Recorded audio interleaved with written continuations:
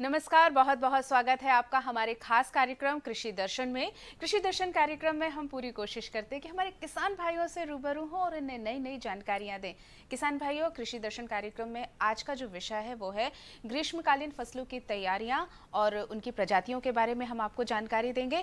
बिल्कुल, जब हमारी रबी की और खरीफ की फसलों के बीच का जो समय होता है वो जायद की फसलों का होता है और हमारे किसान भाई तैयारी कर रहे हैं जायद की फसलों की। तो इसके विषय पर बातचीत करने के लिए हमने अपने स्टूडियो में आमंत्रित किया है डॉक्टर एम.टी. व्यास को, जो कि कृषि वैज्ञानिक हैं। बहुत बहुत स्वागत है सर आपका। नमस्कार। सर, हमारे जो किसान हैं वो हमेशा कार्य करते रहते हैं, निरंतर उनको काम करना होता है, लेकिन तैयारियां उतनी ही ज़रूरी होती हैं। ग्रीष्मकालीन जो हमारी फसलें हैं, जायद की फसलें कहलाती हैं, इनकी तैयारियां किस तरह हमारे किसान भैया कर सकते हैं? बिल्कुल, निश्चित रूप से किसान भाइयों, जैसे कि अब रबी की फसलें पककर तैयार हो रही हैं, चना हो, मसूर हो, ये निकलने की तैयारी भी है और थोड़े दिन बाद गेहूँ भी निकलने की तैयारी हो जाए।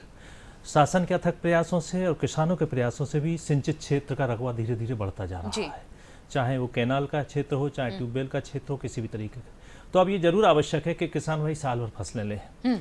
रबी खरीफ की फसलों के बाद में जो बीच का समय बचता है वहाँ पर उन्हें फसलें लेने से लाभप्रद होता है और पूरा जो क्रॉपिंग सिस्टम होता है, फसल चक्र होता है, वो अच्छा बन जाता है जी। तो विगत के वर्षों से भी कई क्षेत्रों में हमारे कई जिले हैं, जैसे हरदा, होशंगाबाद, रायसेन, विदिशा, जो भी सिंचित क्षेत्र हैं वहाँ पर किसानों ने जायद की फसलें या जिन्हें हम ग्रीष्मकालीन फसलें लेना उनको चालू कर दिया है। सब्जियां किसान भाई थोड़े बहुत क्षेत्र में लेते थे, लेकिन जो बड़ा रकबा होता है वो खाली पड़ा रहता था। तो सिंचाई उपलब्ध होने के बाद में अब कुछ ऐसी फसलें हैं जैसे कि मूंग हो गया जी, उड़द हो गया, और चूंकि तेल की कमी होने के कारण यह भी अब अनुशंसा की जाती है कि तिल की फसल भी इस क्षेत्र में ली जा सकती है। बिल्कुल, ये फसलें होती हैं कम अवधि की होती हैं और मूंग उड़द तो करीब 55 से 60 दिन की होती है और तिल भी जो है करीब 80 से 90 दिन के अंदर पक्का तैयार हो जाती है।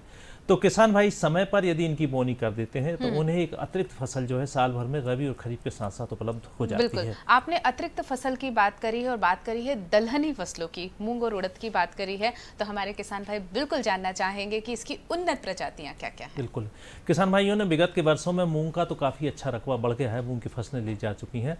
कई प्रजातियां उपलब्ध हैं, कई जो विश्वविद्यालय, दोनों हमारे प्रदेश के विश्वविद्यालय हैं, जबलपुर और ग्वालियर, साथ ही साथ जो देश के अन्य विश्वविद्यालय भी जहाँ की दलहनों की खेती की जाती है, वहाँ से भी कई उन्नत जातियों का विकास हुआ है और कई निजी संस्थाएं भी इनका विकास करती हैं।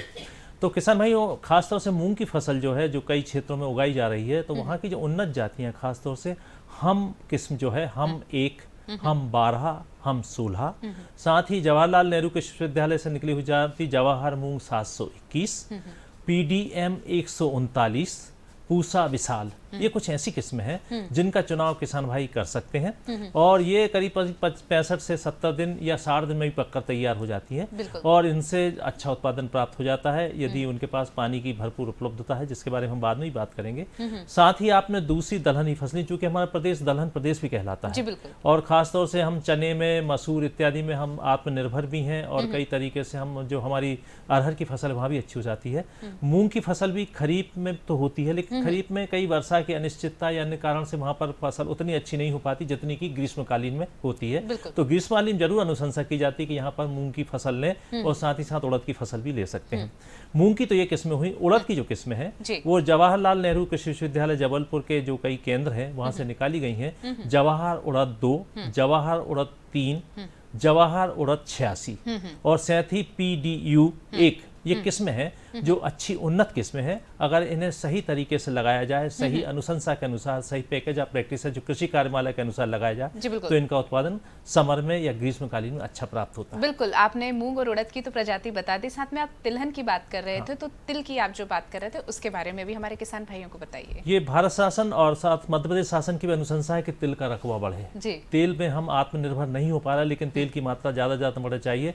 तो ग्रीष्मकालीन में भी तिल की खेती, तिल ऐसी फसल है जिसको कि खरीफ के मौसम में, रबी के मौसम में और ग्रीष्मकालीन में, तीनों में फसल इसको लिया जा सकता है। बिल्कुल। तो अगर ग्रीष्मकालीन में पानी की भी थोड़ी उपलब्धता है, सिंचाई की उपलब्धता है, तो हम तिलहन की फसल ले सकते हैं। तिल की फसल जो है N32 किस्म है, जी। कंचन किस्म है, कृष्णा किस्म है, और हमारा टीकमगढ़ कृषि अनुसंधान केंद्र मध्य प्रदेश का, वहां से निकाली गई दादियां TKG 21 और TKG 22, ये किस्में हैं। इन किस्मों का किसान भाई चुनाव करें। तिलहन तेल की फसल जो है करीब 85 से 90 दिन में पककर ये जातियां तैयार हो जाती हैं। तो समय पर बुआई इनकी आवश्यक है कि समय पर यदि बुआई हो जाए जिससे कि वर्षा होने के पहले इनकी कटाई हो जाए, कटाई तो हो ज्यादा जाए और उपलब्ध। इनका भंडारण हो जाए और सही तरीके से इनका उपयोग और उत्पादन हमारे किसान भाइयों को मिले। बेहद ही महत्वपूर्ण जानकारी, और जिन नामों को हमारे कृषि विशेषज्ञ ने बताया है उन्हें हमारे किसान भाई नोट कर सकते हैं और उन प्रजातियों का इस्तेमाल कर सकते हैं। एक मन में प्रश्न ये भी आता है कि जो खरीफ में और रबी में फसलें प्रजातियां बोई जाती हैं, क्या वही प्रजातियां जायद में बोई जा सकती हैं? कई बार तो ऐसा है कि उन जातियों को बो सकते हैं, लेकिन ग्रीष्मकाल के लिए कुछ अनुशंसित जातियां होती हैं जो ग्रीष्मकाल में भी अच्छा उत्पादन दे सकती हैं। बिल्कुल, इस बात का हमारे किसान भाई बेहद ध्यान रखेंगे कि ग्रीष्मकालीन जायद की फसलों के लिए अनुशंसित प्रजातियों का ही इस्तेमाल करें। जी हाँ, बिल्कुल हाँ। इसका कारण क्या है? कई बार क्या होता है, कुछ जातियों का विकास जो करते हैं पौध प्रजनन के माध्यम से, तो वातावरण के तापक्रम को देखते हुए, बिल्कुल, सिंचाई की उपलब्धता को देखते हुए, मिट्टी की परिस्थितियों के अनुसार देखते हुए, ग्रीष्मकालीन में तापक्रम ज्यादा होता है, सिंचाई की उपलब्धता कम या ज्यादा हो सकती है, और तापक्रम के आधार पर उनका विकास किया जाता है। इस कारण से वो बात होती है। बिल्कुल, आगे भी जारी रखेंगे चर्चा, लेकिन कार्यक्रम में लेते हैं एक छोटा सा अंतराल। अरे सुन तो। मुझे क्या सुनाना चाहते हो? जो सुनाओ मेरी सौतन को। किसको? अरे वही तुम्हारा मोबाइल फोन जिससे सुबह शाम दिन रात चिपके रहते थे और कहते थे किसान कॉल सेंटर से बातें हो रही हैं। अच्छा ये बात है। हाँ, क्यों? क्या हुआ?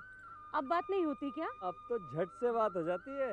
संबंधी समस्याओं का अपनी भाषा में तुरंत हल पाने के लिए पूरे भारत में किसी भी फोन से हेल्पलाइन नंबर पर संपर्क करें। किसानों का दोस्त किसान कॉल सेंटर। अंतराल के बाद आपका फिर से स्वागत है कृषि दर्शन के आज के खास कार्यक्रम में। आज का विषय है कृषि दर्शन में कि ग्रीष्मकालीन फसलों की तैयारियां किस तरह की जाएं और प्रजातियां क्या हैं। बात हो रही है, बीज की बात हो रही है, तो बीज उपचार भी बहुत ज़रूरी होता है। तो हमारे जो किसान भाई हैं, जब अगर जायद की फसलें ले रहे हैं तो बीज उपचार किस तरह करें?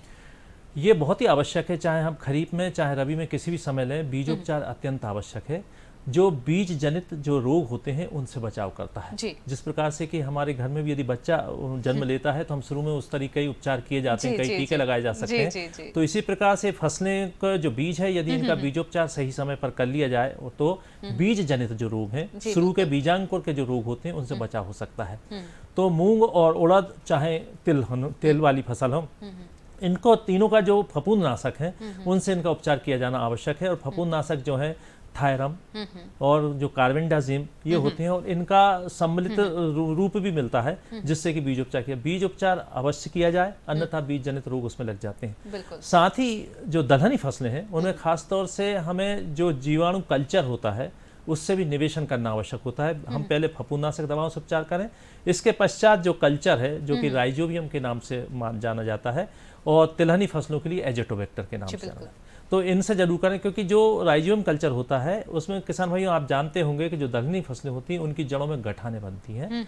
अगर हम इससे उनको उपचारित कर देते हैं तो गठानें अच्छी बनती हैं, जो वातावरणीय नत्रजन को जो कोई यूरिया खाद के रूप में होता है वो आसानी से एकत्रित करती रहती हैं।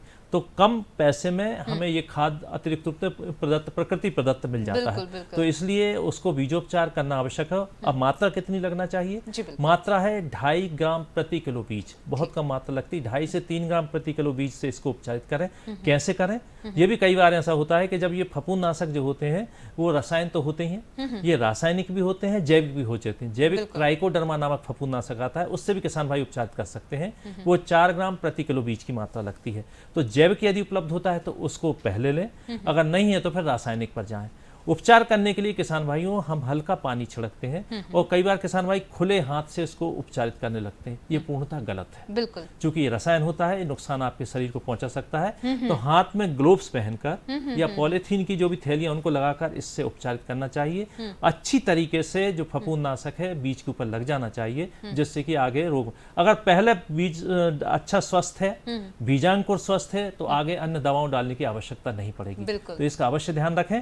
बीजोपचार बीजोपचार करें फफूंदनाशक दवाई से, तदुपरांत जो जीवाणु कल्चर है उससे भी जो दलहनी फसलों को राइजोबियम से, और तिलहनी जो तिल की फसल है वो जो एजेटोबैक्टर नामक के कल्चर से उसको उपचारित करेंगे तो उनका पौधे स्वस्थ होंगे। बिल्कुल, बीजोपचार करेंगे और प्राथमिक उपचार अगर बीजोपचार के रूप में होगा तो हमारे जो फसल है वो बहुत ही अच्छी होगी और आपको ज़्यादा इसके लिए प्रबंधन भी नहीं करना पड़ेगा।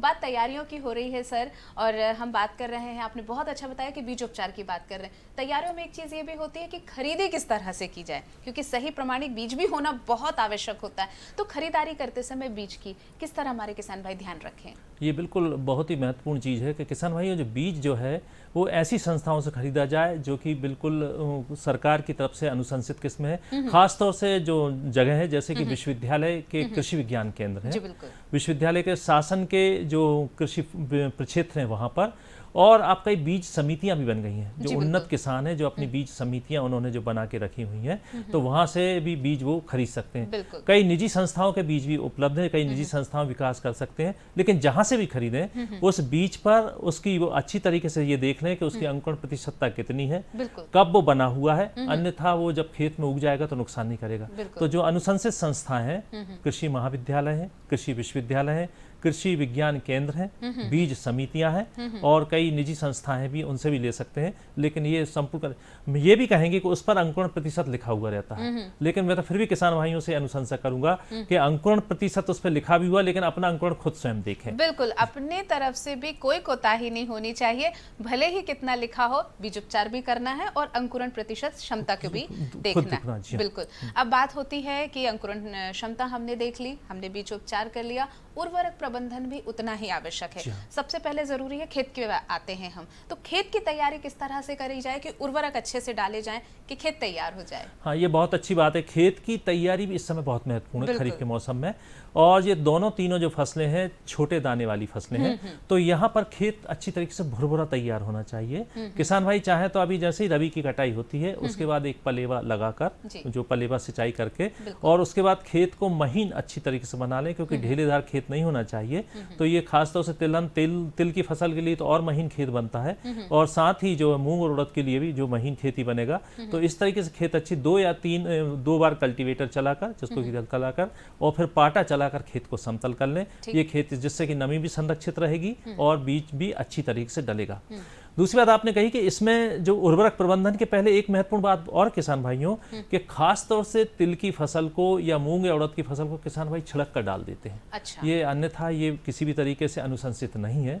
लाइनों में ही, कतारों में ही बोनी करना आवश्यक है। वैज्ञानिक तरीके उपयोग करना चाहिए। लाइनों में, कतारों में, तीनों फसलों को, जो मूंग उड़द और तिल हो, कतार से कतार की दूरी 30 सेंटीमीटर, तकरीबन 1 फीट के आसपास रखते हैं। और इस प्रकार से पौधों की दूरी भी 10 से 12 सेंटीमीटर रखते हैं। पौधों की दूरी 10 से 12 सेंटीमीटर नहीं हो सकती, लेकिन चूंकि ट्रैक्टर में इस तरीके से संरचना होती है, इस तरीके से एडजस्टमेंट होता है कि उतनी दूरी पर बीज गिर जाता है। तो इस प्रकार से कतार की दूरी 1 फीट रखते हुए, और हम उसमें अनुशंसित बीज की मात्रा का उपयोग करें तो अपने आप ये दूरी निर्धारित हो जाती है, पौधे से पौधे की दूरी। मूंग और उड़द के लिए यदि एकड़ में बात करें तो 8 से 10 किलो बीज प्रति एकड़, या हेक्टेयर में बात करें तो 20 से 25 किलो बीज प्रति हेक्टेयर की आवश्यकता होती है। और जबकि इसमें तिल में केवल 5 किलो बीज की आवश्यकता प्रति हेक्टेयर के लिए आवश्यक होती है। 2 किलो बीज जो है 1 एकड़ के लिए लगता है। तो बीज की मात्रा अनुशंसित होना चाहिए, कतार से कतार की दूरी अनुशंसित होना चाहिए, जिससे उचित पौध संख्या मिले। ज्यादा पौधे होंगे तो भी नुकसान पहुंचाएंगे, क्योंकि उनमें ज्यादा बढ़वार की स्थिति होगी। कम पौधे होंगे तो भी नुकसान पहुंचाएंगे। तो बीज अनुशंसित होना चाहिए, और पौधों से पौधों की दूरी, कतार से कतार दूरी भी अनुशंसित मात्रा में होना चाहिए थी। आगे भी जारी रखेंगे चर्चा, लेकिन कार्यक्रम में लेते हैं एक छोटा सा अंतराल।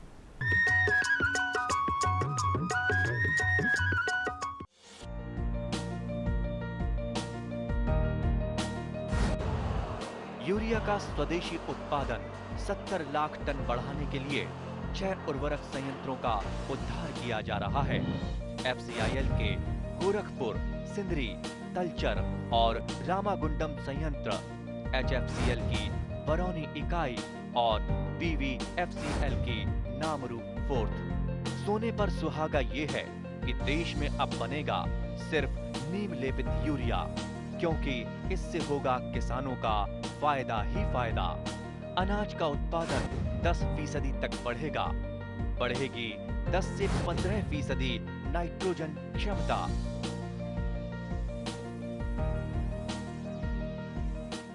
अंतराल के बाद आपका फिर से स्वागत है कृषि दर्शन के आज के खास कार्यक्रम में। आज का विषय है कृषि दर्शन में कि ग्रीष्मकालीन फसलों की तैयारियां किस तरह की जाएं और प्रजातियां क्या हैं। अब इसके बाद है उर्वरक की बात है। बिल्कुल तो बिल्कुल। चूंकि खेत अच्छी तरीके से तैयार हो गया, आपका बीज आपकी अच्छी तरीके से उपचारित हो गया, बिल्कुल। अब चूंकि भोजन तो उपलब्ध होना ही चाहिए बहुत आवश्यक जरूरी रूप है। से, अगर ये संतुलित मात्रा में नहीं जाएगा तो भी उत्पादन गिरेगा। जी। तो मूंग और उड़द के लिए यदि रासायनिक उर्वरक देना है तो ये रासायनिक उर्वरक जो है नत्रजन जो है 20 किलो, फास्फोरस 60 किलो और पोटास 20 किलो ये प्रति हेक्टेयर आवश्यकता। ये दें कैसे? अंतराल और समय का भी थोड़ा बता दें। ये सब बोने के समय, बोने के बाद इसमें दलहनी फसलों में कोई भी उर्वरक नहीं दिया जाता है। बिल्कुल। जैसे ही हम बोते हैं, बोनी की मशीन जो डबल पेटी की सीडल होती है, एक से बीज जाता है, दूसरे से खाद जाता है, उसके माध्यम से उपयोग करना आवश्यक। बीज और खाद को मिलाएं नहीं। बीज और खाद को मिलाने से उसकी अंकुरण क्षमता प्रभावित होती है और बीज खाद का उतना फायदा भी नहीं होता जितना जाना चाहिए। खाद हमेशा बीज के नीचे जाएगा, बीज ऊपर होगा, तभी उससे ज्यादा फायदा बिल्कुल होगा। किसान भाई इस बात का ध्यान रखें कि एक साथ उर्वरक और बीज हमको नहीं डालना है, हमें अलग अलग डालना है और इससे ये होगा कि हमारी जो फसल उत्पादन है वो बेहतर हो जाएगा। जी हाँ। जी। मूंग और उड़द के बाद जो मुख्य फसल है तिलहन की, जो हम बात कर रहे हैं तिल की फसल कर रहे हैं, इसमें भी उर्वरक की बहुत महत्वपूर्ण उपयोगिता है। तिल में तेल होता है, 55 से 60% के आसपास तेल होता है, जो कि अपन ने जातियां बताई हैं। तेल की मात्रा बढ़ाने के लिए गंधक बहुत महत्वपूर्ण स्थान रखता है, तो गंधक युक्त उर्वरकों का प्रयोग करना आवश्यक है। हम किसान भाइयों को ये सलाह देंगे कि आप इसमें सिंगल सुपर फास्फेट जो राखड़े के नाम से भी होता है, इसका उपयोग करें, जिसमें गंधक भी होता है, फास्फोरस भी होता है, तो इसका उपयोग करेंगे। और नत्रजन इसमें 2 बार लगती है यूरिया के माध्यम से, आधी बोने के समय और आधी जो है 1 महीने बाद, जब फसल 1 महीने की हो जाती है उस समय इसका भुरकाव किया जाता है यूरिया का। तो इसका प्रयोग जो है तिल वाली फसलों में करना आवश्यक है। तो नाइट्रोजन, फास्फोरस और पोटास ये तीनों उर्वरक आवश्यक हैं, तीनों तत्व आवश्यक हैं। कई बार किसान भाई सिर्फ डीएपी डालते हैं जिसमें कि पोटेशियम नहीं होता। तो पोटेशियम जो तत्व है किसान भाइयों, ये पौधों में रोगों से लड़ने की शक्ति पैदा करता है जी। दाने में चमक बढ़ाता है और दाने के साइज को भी बढ़ाता है। बिल्कुल। तो उर्वरक की मात्रा सही हो और सही समय पर डले और सही स्थान पर डले, ये तीनों महत्वपूर्ण ये बहुत है। महत्वपूर्ण है कि सही स्थान पर हो, सही समय पे हो और सही मात्रा पे हो।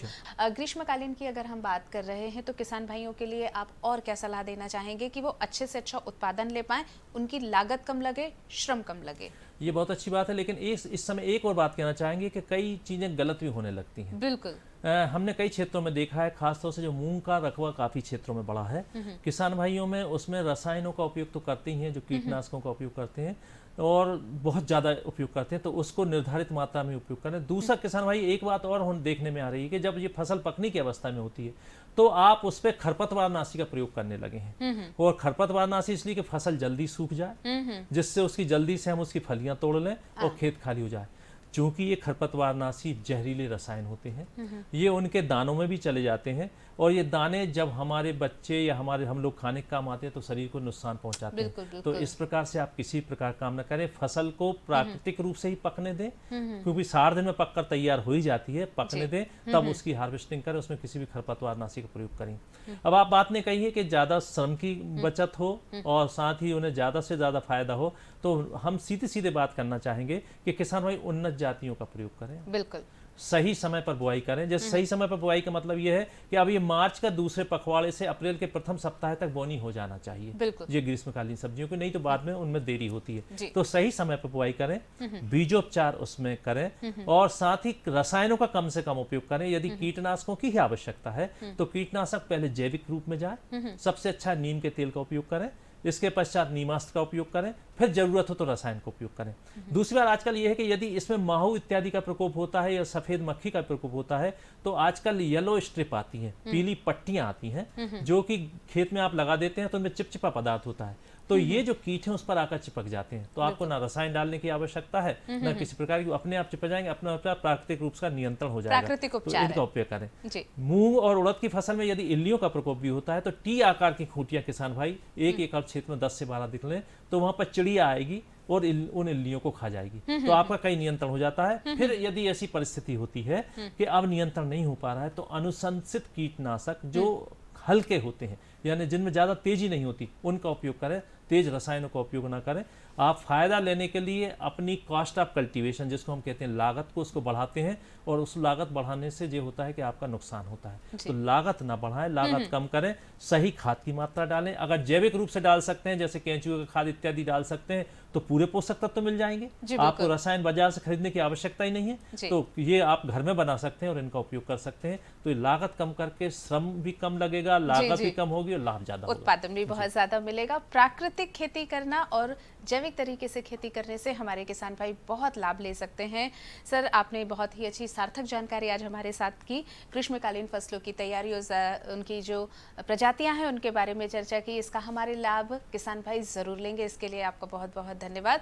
और किसान भाइयों, अब खबरें खेती की देखते हैं और हमें दीजिए अनुमति।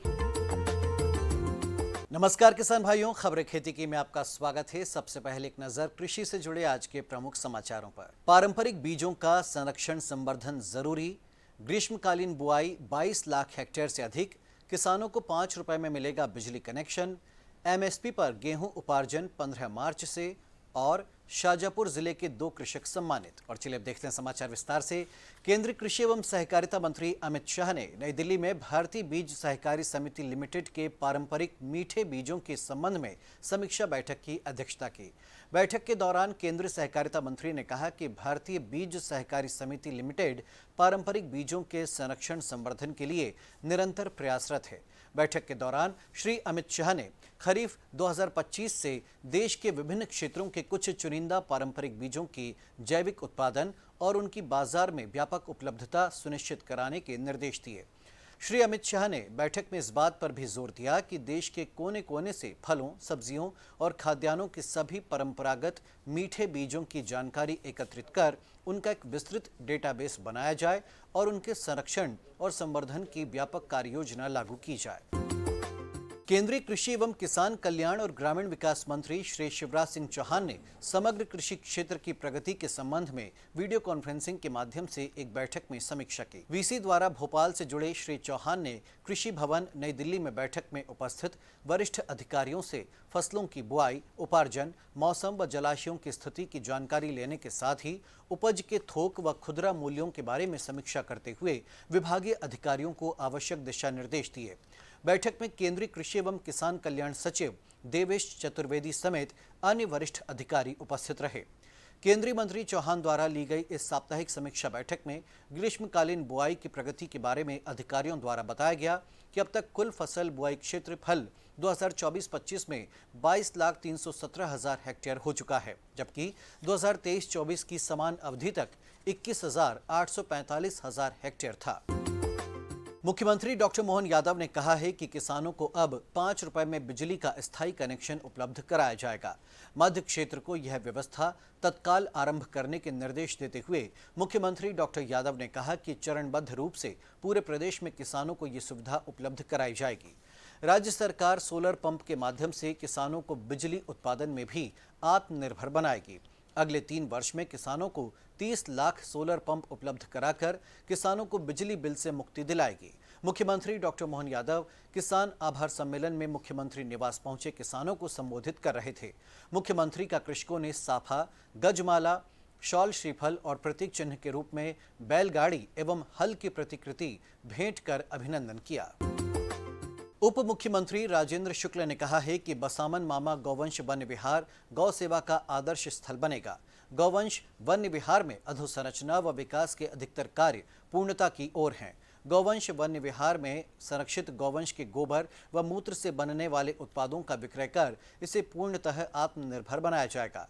श्री शुक्ल ने 1 करोड़ रुपए की लागत से बनाए गए प्रशासनिक भवन गौ कार्यालय का लोकार्पण किया। गौ कार्यालय के नवनिर्मित हॉल में समीक्षा बैठक में उप मुख्यमंत्री ने गौवंश वन्य विहार में शेष कार्यों की विभागवार जानकारी प्राप्त की। रबी विपणन वर्ष 2025-26 में समर्थन मूल्य पर गेहूं का उपार्जन इंदौर, उज्जैन, भोपाल एवं नर्मदापुरम में तथा शेष संभाग में 17 मार्च से खरीदी के निर्णय में बदलाव करते हुए राज्य सरकार ने किसानों की मांग पर पूरे प्रदेश में एक साथ 15 मार्च से ही खरीदी करने का निर्णय लिया है।